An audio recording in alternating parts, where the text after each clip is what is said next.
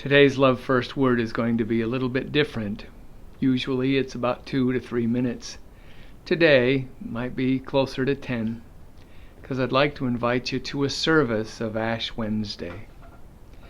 I know it's a little tough for us who've been raised as Protestants or evangelicals or LDS people, because sometimes the sign of the cross is not valued and sometimes even disparaged in our circles. But we have to admit that in the earliest writings of the Christian church we can find, the sign of the cross was already valued deeply. At baptism, your pastor would put the sign of the cross on your forehead. The idea was that the willingness of Jesus to surrender, to not pull a power game on us when we struggle to receive or not receive His love, and the sign of an open-hearted welcome were somehow built into the universe. And when Jesus came and was placed into that position on the cross, that He was doing something that represents something about who we are, how we function.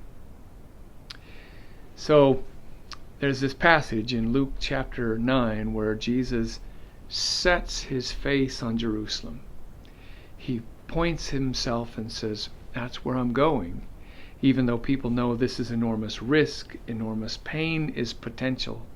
And he points His face. He says, this I came to do. I came to love. I came not to love with power, but I came to love and open my heart and God's heart to you. And so the sign of the cross became universal in the Christian church.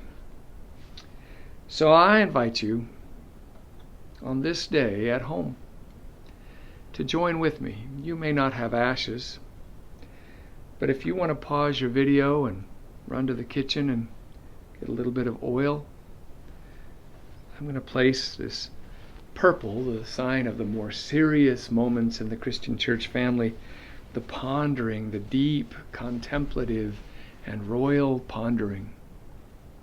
So I put this on today, and I place the ash in front of me, and I don't assume you have ash, but oil.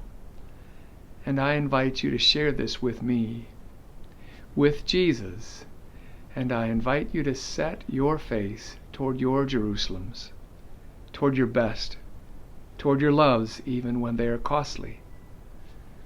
And so I take this oil, and if I were in somebody else's home, I probably wouldn't wind up with ash, but I would just do the oil. But here at my home, I can take ash and remember. I hope you have oil on your forehead sometime today, or at least you think through that cycle and that meaning of you setting your face toward your Jerusalems, of you joining with Christ in a willingness to be where God needs you to be, no matter what that means, and in the embrace and the openness and the yes to God's welcome. And so I invite you to sing a prayer as John leads us. God bless you, friends. Grace to you this Lenten season. You are loved first.